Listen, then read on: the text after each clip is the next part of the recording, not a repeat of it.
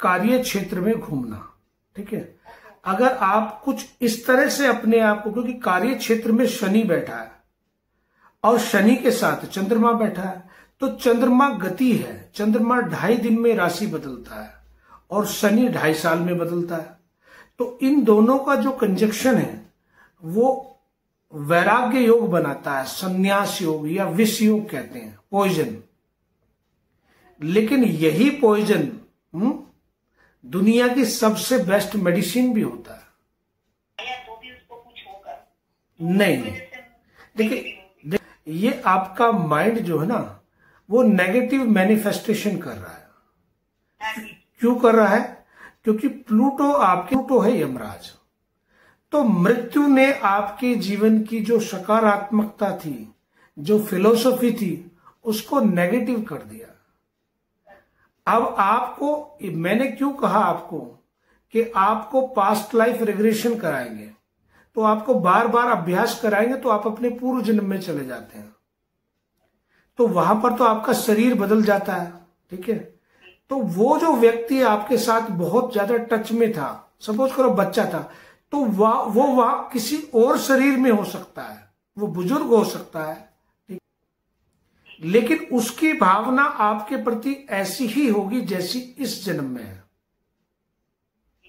और उसकी जो आंखें नहीं बदलती है, हाथ देने के बाद भी हमारी आंखें वैसी ही रहती हैं। ये जो मृत्यु आपको, देखिए ये फिलोसॉफी का घर है, वह घर इंसान की फिलोसॉफी है। तो कभी ना कभी यहां पर आपके जीवन में, और जो राशि है यही ध्यान करने की राशि है, यही मेडिटेशन की राशि है। इसी से कोई बुद्ध हो जाता है, इसी राशि से कोई महावीर हो जाता है। बुद्ध मतलब बैलेंस स्थिति में हो जाना। धनु राशि की बात कर रहे हो? नहीं, धनु में नहीं होता। जो साधना होती है वो होती है तुला राशि में।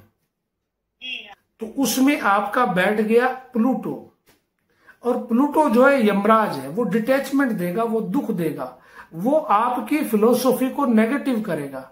लेकिन मैं क्या कह रहा हूं, हम मृत्यु को देख लेना, मृत्यु कोई बड़ी चीज नहीं है।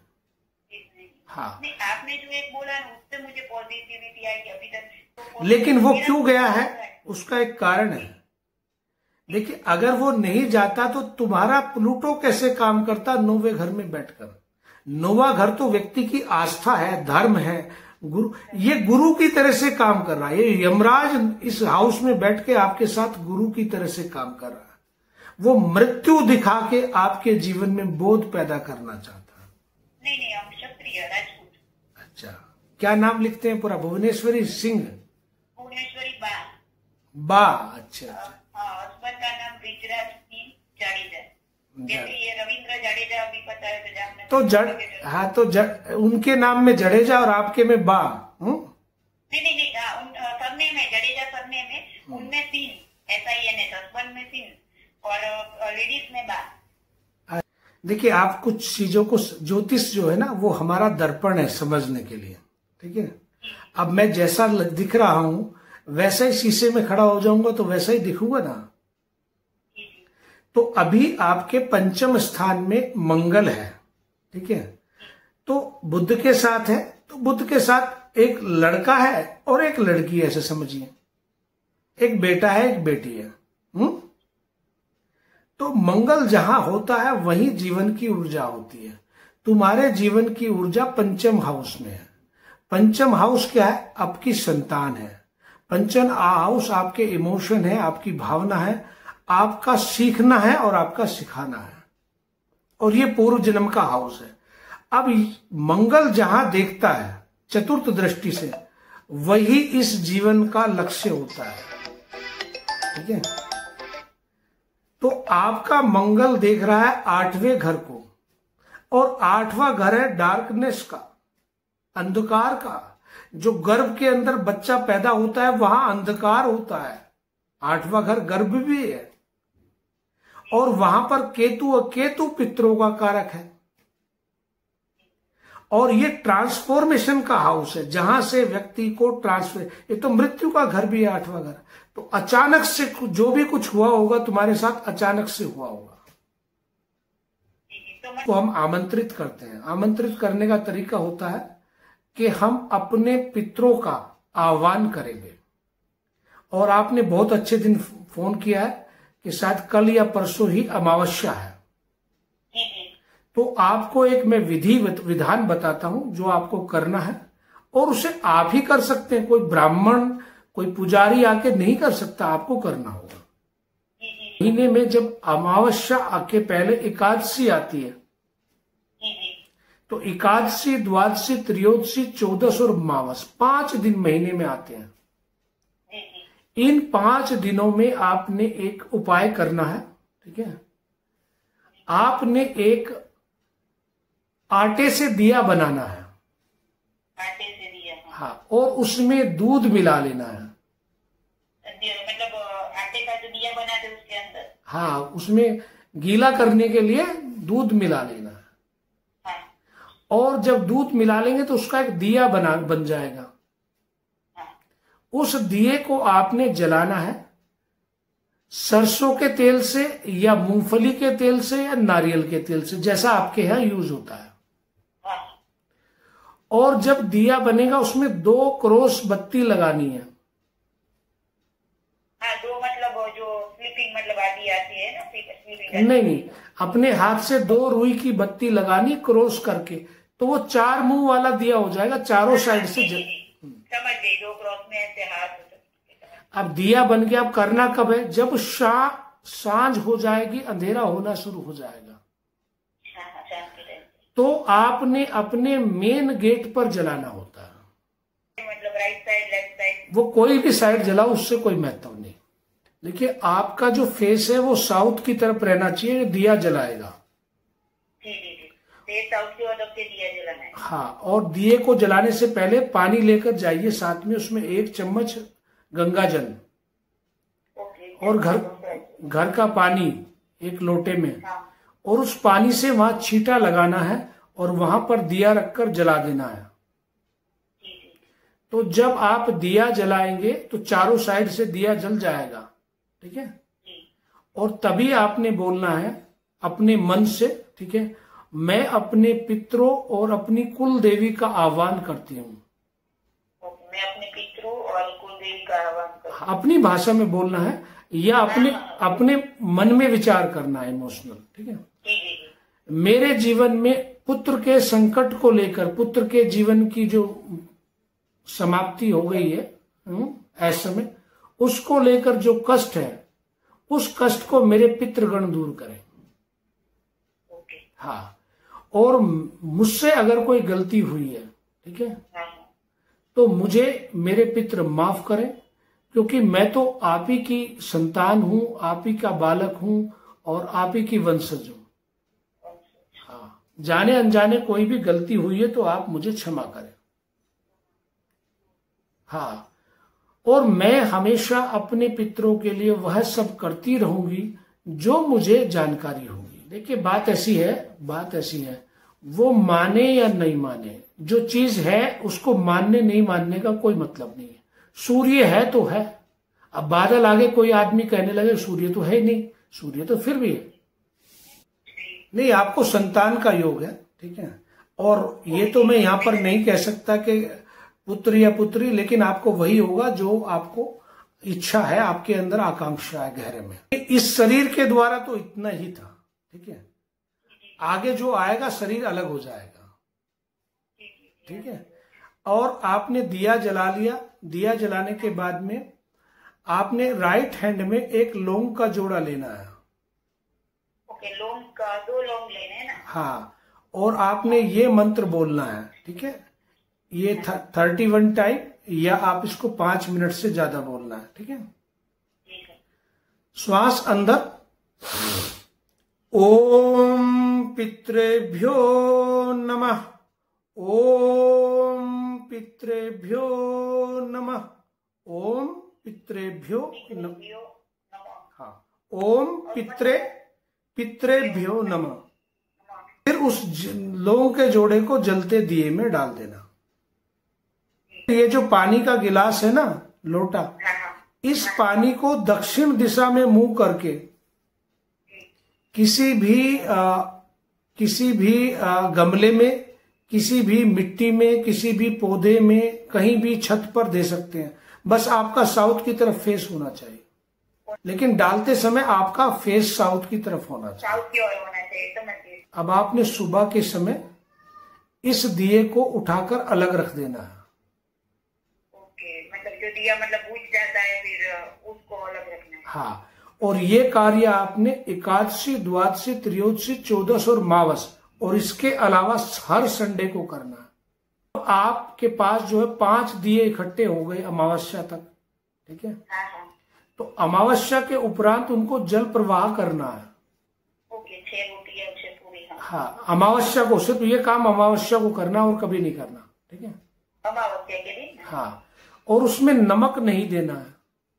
ओके ओके, हाँ, बिना नमक की रोटी। हाँ, उस रोटी को जब आप बनाएंगे तो उसके ऊपर आपने थोड़ा गंगा जल और पानी घर का मिलाकर उससे चुपड़ देंगे, घी नहीं लगाना। हाँ हाँ हाँ, गंगा जल और पानी। हाँ, वो 6 रोटी और उनके ऊपर कुछ मीठा रखना है, जैसे शीरा या चीनी या शक्कर या हलवा या हलवा या खीर।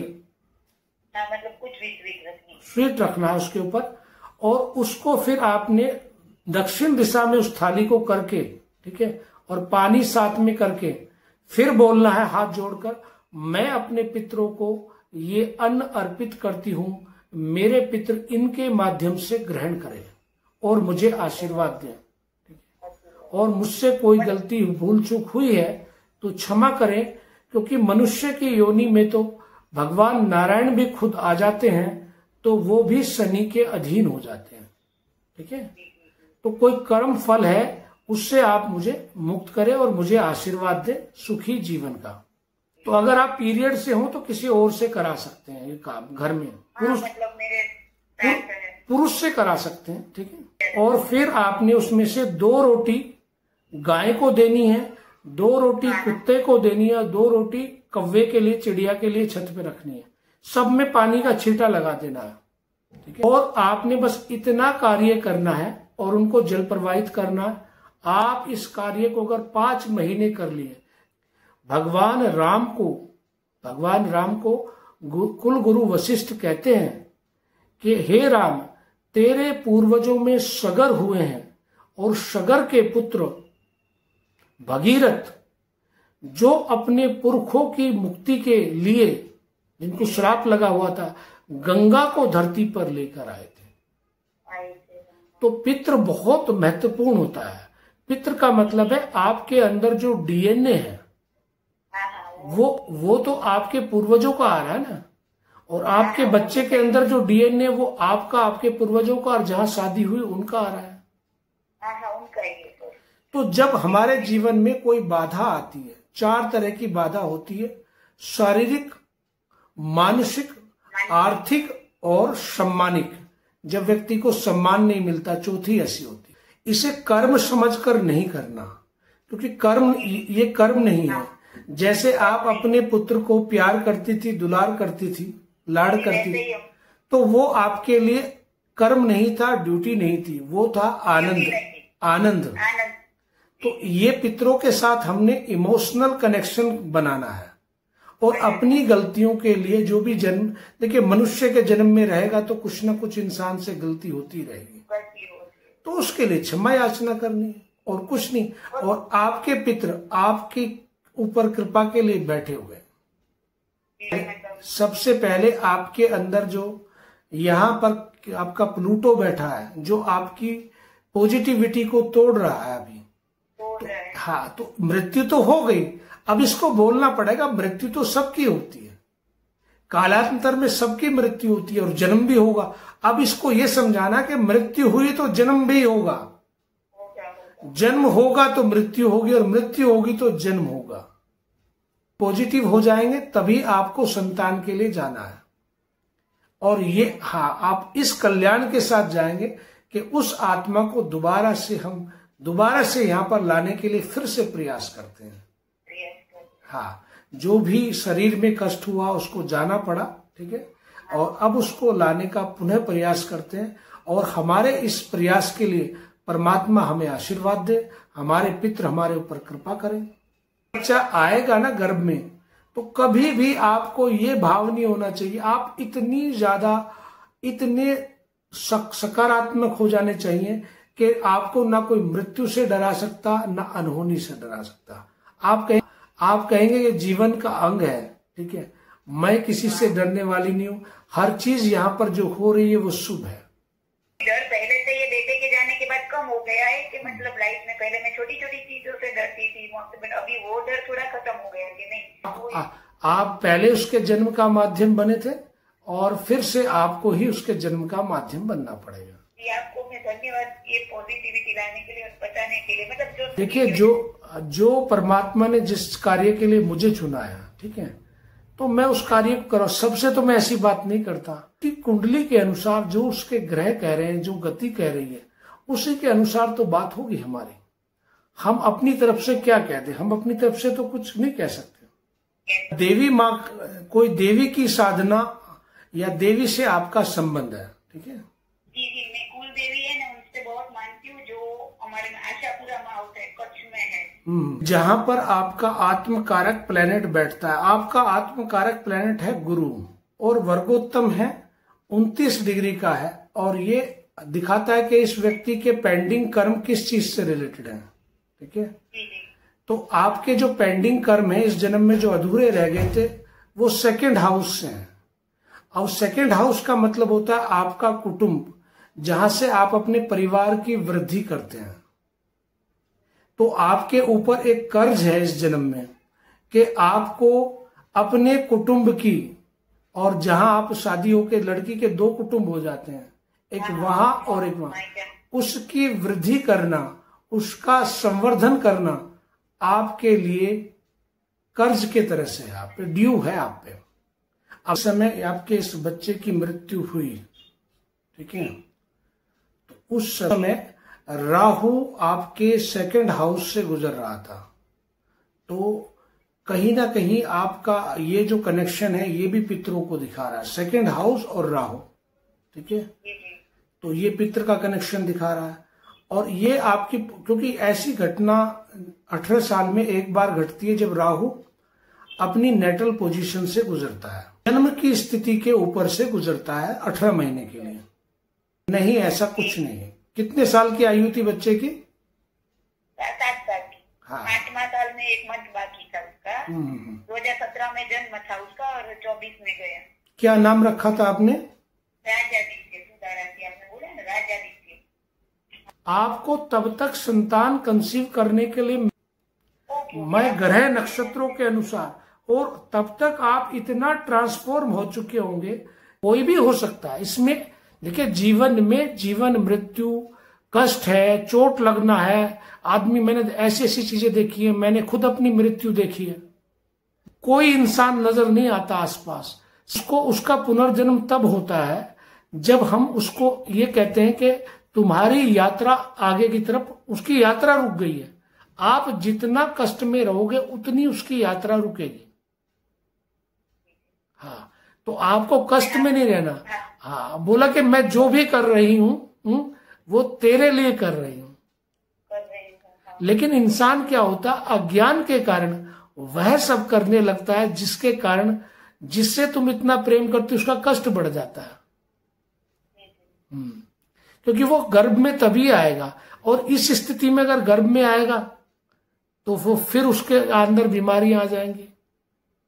ज्योतिषी में भी कितने गुरुजी ऐसे होते हैं कि ये विधि कराओ, वो विधि कराओ, कराने में कोई प्रॉब्लम नहीं है, लेकिन हर कोई अलग निकालता है। कोई ऐसे बोलता है ये डायमंड पहनो ना, ये पहनो ना, तो वो करने में कोई दिक्कत नहीं है, लेकिन कोई सच कुछ ऐसे बताए ना तो समझ में आए। तो देखिए, जिसके पास जितना अनुभव होगा वो उतना ही बताएगा। हाँ जी, वो तो है। जिसको छाछड़ा बनाना आता है वो छाछड़े का बनाएगा, जिसको ढोकला आता है वो ढोकला बताएगा। जी जी, नहीं वो तो। हाँ, क्या कहते हैं, फाफड़ा, क्या कहते हैं उसको गुजराती में? ढोकला। और हमारे में वो, हम तो वो राजपूत है, बताए ना, जैसे मैंने बोला आपको। ठीक है, ठीक है, आप निश्चिंत रहिए, बिल्कुल चिंता की कोई बात नहीं। कभी देखिए, वो ज्योतिषी भी ठीक थे, उनके द्वारा चलते चलते आपको ऐसी जगह पहुंचना था जहां से आपकी समस्या का समाधान हो। हमारी जेब से जो पर्स निकाल लेता है, जेब कतरा, वो भी हमें कोई शिक्षा देता है। वही वो कहता है कि आपको ऐसे नहीं चलना चाहिए, आपको होश रहना चाहिए।